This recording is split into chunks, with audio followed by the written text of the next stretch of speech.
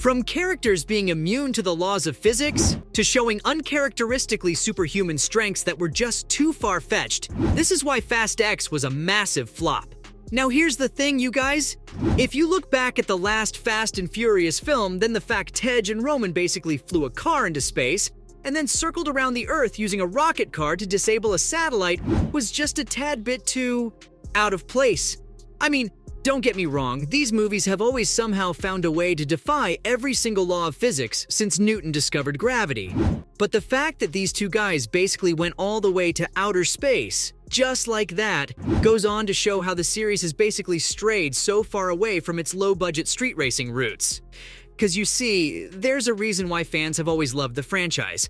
Like, the first 4 films were basically all about the cars, right? And then you had plenty of street racing scenes thrown in between. So it was basically incredible fan service for car lovers all around the world. But then over the years, the film started to deviate from the original blueprint and started to resemble movies like Mission Impossible, which honestly, we already have plenty of. Now, in the latest installment of the Fast and Furious series, director Louis Leterrier decides to take Fast X to the next level. Not only does he make the last film look like a model of restraint, but if you thought rocket cars were a bizarre thing to pitch in, oh, then you're so not ready for this film. Because you see, Fast X isn't just big and loud, it's so over the top that you're just constantly irritated at how stupid and excessive everything is.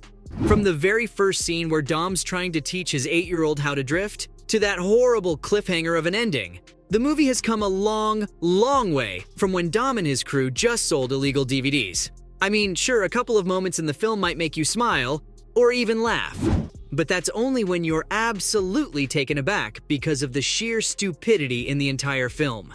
In a so bad that it's almost good kind of a way. Many fans have claimed that while they did loathe the film, they also enjoyed it. However, the fact that this film is quite possibly one of the fastest and the most furious out of them all might have just hit the final nail in the coffin for them. Because for one thing, the dialogue is just a bunch of grunted catchphrases and a few goofy jokes in between. And if you take all that out, then what do you have left? Family. Oh yes, Fast X just unintentionally became the funniest movie of the year. And all because Vin Diesel was trying to somehow bring up something about family, at least twice per scene. I mean, just to set the scene a bit, the only dialogue in the movie was basically there only as a bridge from one preposterous car chase to the next. Plus, within like the first 10 minutes of the movie, if it wasn't Dom bringing up the word family, then Rita Moreno throws around the word familia at least 3 times for good measure. And even then, it's nearly not enough for the movie. Cause after that, when Dom first encounters Dante Reyes, played by Jason Momoa, he brings up his family again.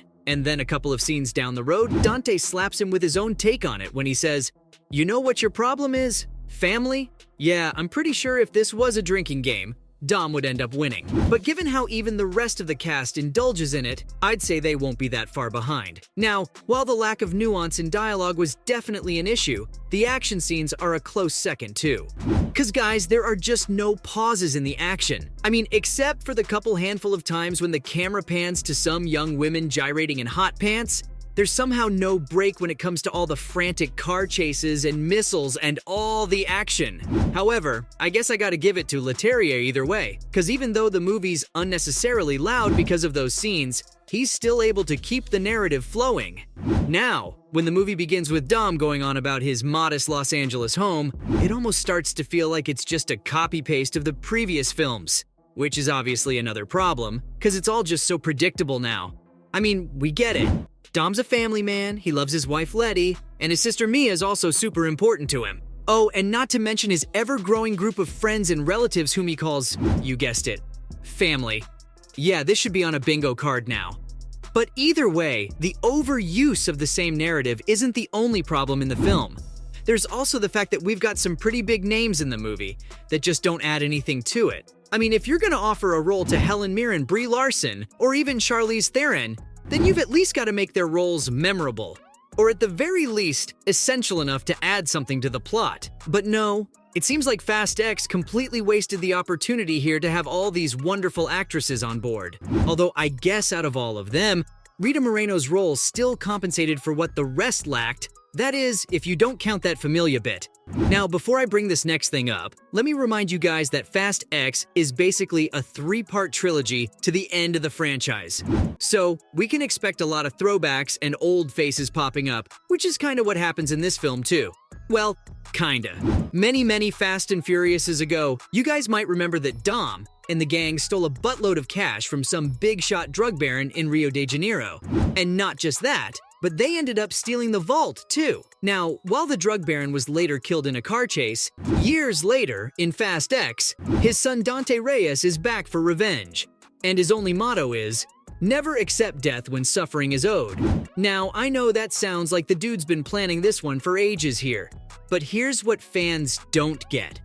You mean to tell me that somehow this impoverished, orphaned son of a drug dealer goes on to become a cross between Lex Luthor and the Joker?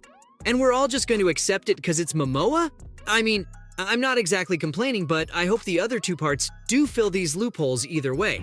Although, given the track record of these films, I think we're just going to get more scenes where Tej and Roman tried to defy the laws of gravity. Now, I'm not saying Jason Momoa was the reason the film tanked after all. Despite how absurd everything is, Dante being a flamboyant sociopath is not as bad. So, I guess that's a win. But seriously guys, considering how the OG fans of the movies are basically just car enthusiasts, it's kinda sad how the films have lost their charm.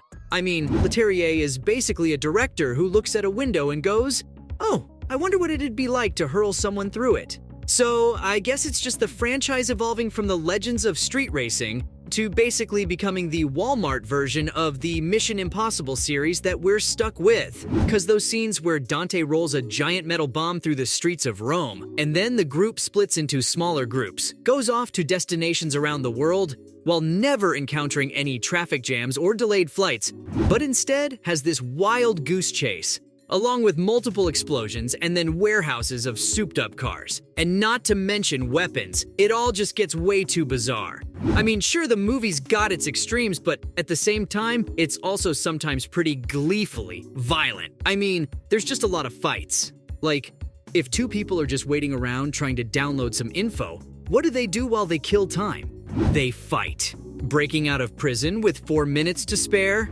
Fight. A character dropping by to help another? Fight. So you see the pattern here? Plus, sure, the bad guys usually get killed in these fights, but Dom and his crew make it their personal mission to butcher these guys by the dozen without getting a single scratch during their scuffle. I guess that's why Fast X wasn't able to sell itself. 'Cause all this time, Dom and Co are basically indestructible. They've got no flaws, they're immune to the laws of physics, and they're just too much all the time. This is exactly why fans didn't have much fun seeing them get out of all those crazy situations. Because for some reason, they all get out of sticky situations by being superhuman. Not only did this make their stunts as thrilling as they should be, but it also just shows how there's no nuance in storytelling anymore. Although since none of it is real, it probably doesn't matter either. Well, unless it's family, of course. So, from the characters having uncharacteristically superhuman abilities to the film defying the laws of physics in unimaginable ways, that was why Fast X was a massive flop.